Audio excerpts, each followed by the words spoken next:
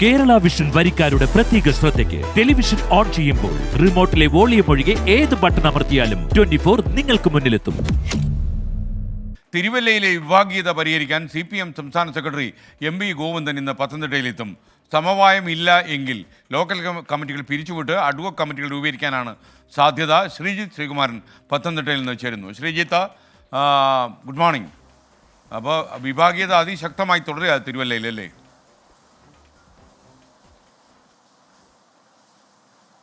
തീർച്ചയായും എസ്കേൻ, കരുനാഗപ്പള്ളിയിലെ area committee പിരിച്ചുവിട്ടൊരു നടപടിയെടുത്തതിന് ശേഷമാണ് പത്തനംതിട്ടയിലേക്ക് CPM സംസ്ഥാന സെക്രട്ടറി വണ്ടി കയറുന്നത്. കർശനമായ നിർദ്ദേശം കഴിഞ്ഞ ദിവസം തന്നെ നൽകിയിരുന്നു. ഇന്ന് ഉച്ചയ്ക്ക് 3 മണിയോടുകൂടി Thiruvalla town north local committee അംഗങ്ങളോടും തിരുവല്ലയിലെ മുഴുവൻ ഏരിയ കമ്മിറ്റി അംഗങ്ങളോടും പത്തനംതിട്ട ജില്ലാ കമ്മിറ്റി ഓഫീസിൽ എത്തിച്ചേരാനാണ് CPM സംസ്ഥാന സെക്രട്ടറിയും ജില്ലാ സെക്രട്ടറിയും നിർദ്ദേശിച്ചിരിക്കുന്നത്. ഈ സമ്മേളനം അലങ്കോലപ്പെട്ടിരുന്നു. ഇന്നലെ നമ്മളായിരുന്നു ആ വാർത്ത ബ്രേക്ക് ചെയ്തത്. ആ റിപ്പോർട്ടിൻ്റെ പകർപ്പ്, അതിൽ പീഡനക്കേസ് പ്രതിയായ CC സജിമോനെ അനുകൂലിക്കുന്ന ആളുകൾ സജിമോനെതിരെ തോമസ് ഐസക് നടപടിയെടുത്തതിൻ്റെ പേരിൽ തോമസ് ഐസക്കിനെ തോൽപ്പിക്കാൻ ശ്രമിച്ചുവെന്ന ഗുരുതരമായ ആക്ഷേപങ്ങളടക്കമുണ്ടായിരുന്നു. ഈ സമ്മേളനം അതിൻ്റെ ഭാഗമായി അലങ്കോലപ്പെടുകയായിരുന്നു. പക്ഷേ റിപ്പോർട്ട് തിരികെ വാങ്ങിച്ചു. പക്ഷേ ആ റിപ്പോർട്ടിൻ്റെ പകർപ്പ് മുഴുവൻ മാധ്യമങ്ങളിലൂടെയും അടക്കം പുറത്തു വരുന്നൊരു സാഹചര്യം പാർട്ടിയെ സംബന്ധിച്ചിടത്തോളം വലിയ ഗൗരവത്തോടുകൂടിയാണ് കാണുന്നത്.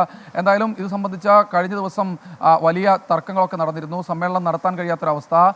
ഒരു കാരണവശാലും ഈ റിപ്പോർട്ട് അവതരിപ്പിക്കാൻ അനുവദിക്കില്ല എന്നൊരു വിഭാഗം ശാഠ്യം പിടിക്കുന്നു. മറുവിഭാഗമാണെങ്കിൽ ഒരു കാരണവശാലും ആ റിപ്പോർട്ട് അവതരിപ്പിക്കാതെ 3 പേരെ ഒഴിവാക്കാതെ കമ്മിറ്റി സമ്മേളനം മുന്നോട്ട് കൊണ്ടുപോകാൻ അനുവദിക്കില്ല എന്നും അവരും ശാഠ്യം പിടിക്കുന്നുണ്ട്. എന്തായാലും ഈ വിഷയത്തിൽ 3 മണിയോടുകൂടി എല്ലാവരോടും എത്തിച്ചേരാനാണ് അറിയിച്ചിട്ടുള്ളത്. കരുനാഗപ്പള്ളിയിലെ നടപടി ഒരു മുന്നറിയിപ്പായി കാണണമെന്നാണ് സംസ്ഥാന നേതൃത്വം കൃത്യമായ രീതിയിൽ പറയുന്നത്. 11-ന് തിരുവല്ല ഏരിയ സമ്മേളനം നടക്കണമെങ്കിൽ തിരുവല്ല ടൗൺ നോർത്ത് ലോക്കൽ സമ്മേളനം കൂടി കഴിയാനുണ്ട്. എന്തായാലും ഈ വിഷയത്തിൽ ഒരു കടുത്ത നടപടിയിലേക്ക് പോകാനുള്ള സാധ്യത തന്നെയാണ്, ഒരു സമവായം ഉണ്ടായില്ലെങ്കിൽ എന്ന് തന്നെയാണ് മനസ്സിലാക്കുന്നത്. എന്തായാലും ഇന്ന് 3 മണിയോടുകൂടി MV ഗോവിന്ദൻ ഇവിടെ എത്തിച്ചേരും.